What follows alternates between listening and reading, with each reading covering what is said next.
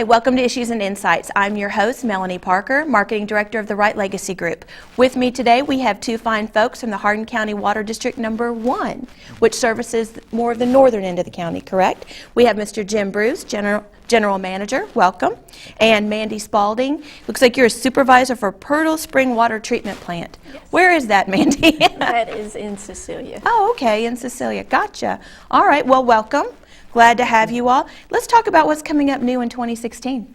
Well, the biggest thing is we're connecting to the Louisville Water Company. Really? Yep. We've been working on that project for about 7 years. Wow. Planning it. Isn't it great to see that come to fruition? Yeah, yes. Mm-hmm. 7 years is a long time on a project. Yep.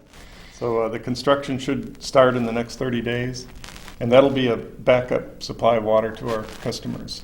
We only need that during a real bad drought. Right. Or real high water demand. Or if Mandy has a problem at the water plant, we have the luxury of either shutting it down or backing off, and then we can buy water. And how often would a problem arise, and what type of problems? We haven't had any major problems for a number of years. On a regular basis, we perform maintenance where we shut the plant down for 12 hours twice a year. Does that put folks without water for 12 hours? No. Okay. We make sure our tanks are full, and so there's usually not any issue with even having to purchase any. But if for some reason that was prolonged, we have the option. All right. Folks like me, we just turn the water on, and we don't even think about where it came from or where it's going. So thank you all for being there to make that happen, because there's been a couple times I've turned that faucet on and the water doesn't come out, and panic just strikes me. Yeah. It looks like you have some conversions coming up. Can you talk about that? We and also Water District Number 2 are switching our disinfection system from chlorine to what's called chloramines. And that's another study we've been doing. One of the main reasons is because we're both going to be able to buy water from the Louisville Water Company. Our waters have to kind of match what they use. So that's one of the reasons, but I'll let Mandy explain. There's some other benefits why we're switching. Now, when you say buying water from Louisville, is that going to affect our rates? No. Awesome. Okay. As far as what happens at the plant with the conversion, we'll be adding ammonia. We run free chlorine through the plant like we do now, and then right before it goes to the distribution system, we'll be adding ammonia. And that creates chloramines, which is much more stable than chlorine. So we won't have to worry about losing residuals at the far reaches of our system. And it also lowers two disinfection byproducts, which we have to monitor on a regular basis. That's TTHM and HAAs. So from a regulatory aspect, our water will be better than what it is now. Will it taste different? No. If anything, it might taste a little better because free chlorine systems kind of have that chlorine taste to the water, and with chloramines, that goes away. Awesome. Well, it sounds like it's for the better. So is that another project you all been working on for a while, or we let Louisville try it out and we're just sort of adopting that? Well, yeah, we've been planning that with District 2. You know, we did a joint study for, I'd say 3 years, 4 years ago. Wow. And yeah, we wanted to make sure that how our raw water reacted to chloramines, and so we did a lot of bench tests and samples. We hired a national consulting firm to help us with that. So it's been in the works. Well, as a public, we sure appreciate all the effort you're putting into our water that we take so for granted every day. Sure. That's wonderful. I know that I don't know a lot about it, and hopefully you can share some information. Flint, Michigan has had some issues just very recently about their water. Can you talk about that a little bit and talk about whether we need to be concerned about something like that happening here? Well, yeah, it's been in the news a lot, and if people have watched the national news, Flint, Michigan had a lot of financial trouble and actually turned the finances over to like a city administrator, finance manager. And for years, they bought all their water from the city of Detroit. So they, used the city of Detroit's water, which came from Lake Michigan. So when this financial manager took over the city, he thought it would be good to start up their own water plant again, which got its water from the Flint River. And so they made that switch. I think was it late in 14 or? I believe so. Yeah, and when you have a source of water, sometimes the water can be what we call aggressive, and it will actually maybe even dissolve some of the metals in the pipe or the solder.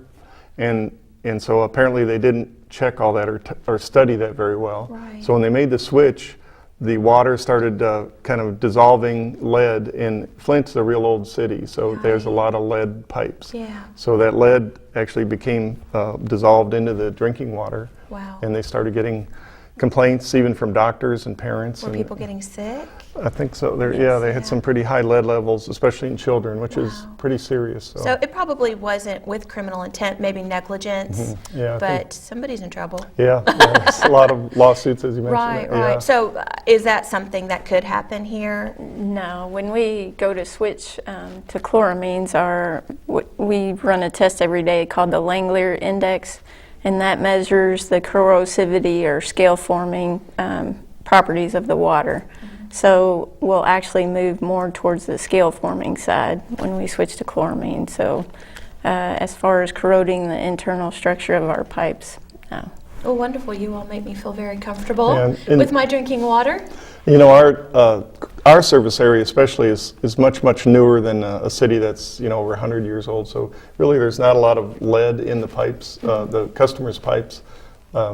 Some solder, but we had to switch to solderless plumbing almost 20 years ago. Right. Then all the things like a water meter, none of that we buy today has any lead content in it either. So. Right. So are other Kentucky utilities making the same kind of changes and transitions that you all are? You know that? District 2 did in November of last year, and then Shelbyville Water also did for pretty much the same reason. They had parts of their system sectioned off in two parts. One was fed by Louisville Water, and one was fed by their own water treatment plant with chlorine, and the Louisville Water was chloramines. So in order to combine those two different parts of their distribution system, they transitioned the plant over to chloramines. So what do you do to prepare for this transition? Is it a huge ordeal? Is it pretty fluid? It's- No pun intended. It's a pretty big deal. Is it? We've been studying, as Jim mentioned, for 5 years, doing research on chloramines, and all of our operators have to get continuing education hours. So we've done a lot of work in getting information on chloramines and also to get the CEU hours for the certifications.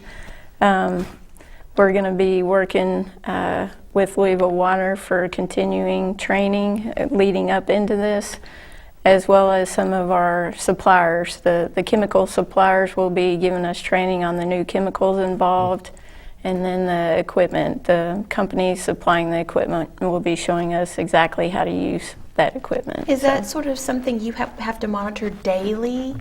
Do you have a staff and a team that monitors those levels, does all of that on a daily basis? Oh, yes. Or is it weekly? Oh, yes. Every day? Yes. We run 3 shifts at the water plant, and Wow. for every shift, there are particular tests that each shift runs Right. during that time. And I may be once removed now that I'm older, but when I was growing up, I know in school it was always conserve water, conserve water. And I don't know if that was a situation back in the 70s, I'm telling my age, or if that's still something they teach kids now in school. But is that ever an issue here? There are certain times where both of our sources for the water treatment plant, they are not drought resistant. So there are times where we have to really monitor the levels of the springs, and if it ever got bad enough, we would have to cut back our flow. And what is our resource? I mean, you said something about buying water from Louisville. Where do they get their water? Well, their primary main source is the Ohio River. Okay. But Louisville Water has really shifted to a whole different type of a well system. So they're really drawing water from way below the Ohio River. Right. And they do a great job with treating water. I guess coming from the country, I've always heard well water's better. Yeah. Well, Yeah. it's naturally filtered and Right. treated. There's still a lot of wells, private wells in Hardin County. A lot of our service area includes rural areas that aren't in a city. And we do have a laboratory that can test for bacteria in a well. And if they're in our service area, they can call, and we'll do a free test of their well water. And Manny can come out there and take a sample, and we don't charge for that, Awesome. as long as they're in our service area. So. So once in a blue moon, I'll hear something on the radio, and it doesn't happen often, but they'll say boil alert or something like that. Can you explain to us what would lead up to a situation like that? If we if we have a main break and we lose pressure, then we have to issue a boil water, or if we have some kind of contamination event, we have to pull bacteriological tests every month. And if we had an issue where there was E. coli in one of the test bottles, we would have to issue a boil water. We've never had that situation arise, but we do a lot of special samples for main breaks. And What causes the main break? It could be Multiple things. lots of things, yeah. You know, in a real severe drought, we have a lot of main breaks because the ground starts to dry up and right. shift, That and makes it puts sense. pressure on the pipes. Sure. If it gets really cold and the ground starts to freeze, that can cause. We have a lot of common is just rocks when the pipe was put in years ago. It could be sitting on a rock, and eventually the rock Right. cracks the pipe. You're sort of at the mercy of Mother Nature, Exactly. aren't yes. you? Well, that keeps it interesting. Yeah. Yep. Do you foresee any problems in this transition coming up? What I guess somebody is studying what could possibly go, worst case scenario, what kinds of things could go wrong? And I'm Well, sure you have it well in hand, but you yeah, know. we don't want anything to go Right, wrong. right. So, yeah, I mean, I think with all the preparation and Mandy's staff, talking to other systems, yeah, I know. The state of Kentucky is very good on requiring backup systems, redundancy. Fabulous. So like an equipment failure in our new chloramine feed systems, we have 2 of everything. So, that could be a serious thing if you had one of the pieces of equipment that's feeding the chemical breaks down and Right. you don't have any more feed. You'd have to shut down the water plant. But again, we have 2 of everything. So. I bet the folks in Flint, Michigan wish they had folks like you on their team. Maybe it would have been a very different situation. I have found, and I've interviewed a lot of folks, utilities, and you name it, here in Hardin County. I'm always fascinated and amazed by the level of knowledge and professionalism we have here in Hardin County and Kentucky. We're very blessed. Yep. That's fabulous. Is there anything else you all would like to share with the public about what you all do on a day-to-day or 7-year transition? Well, there's a couple, if a school class or even maybe homeschool would like a tour of the water plant, we have almost a brand new water plant. It's very interesting, but they can call Mandy. Really? And she can arrange, and she'll come to school classes and do a presentation also. What a great idea. I think my 4-year-old granddaughter would be fascinated Yeah. to see where water comes from. I would be fascinated to see where water comes from. Yeah. Do you have folks that just want to check it out ever, or is it usually a class tour? usually people call us ahead of time, but we're 24/7, so Right. really as long as it's not a security issue, Sure.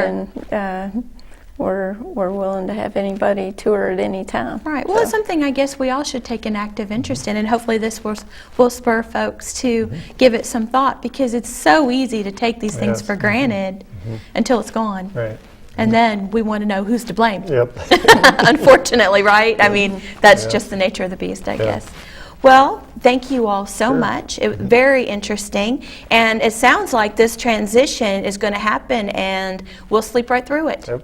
That's what we Is that your goal? prefer. Yes. Yes, absolutely. Yeah. Awesome. Well, thank you for right. being behind the scenes, and it's a thankless job. So thank you very much. Thank you. We certainly don't want to take what you all do for granted, because it's so important.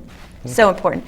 I'm Melanie, and thank you, Jim and Mandy. We appreciate your time, and keep doing what you do, and let us know as a public what we can do to make your job easier. Okay. Thank you. Okay? Thank you for your Thank you time. very much. Thank you all for tuning in. I'm Melanie Parker, and we'll see you next time.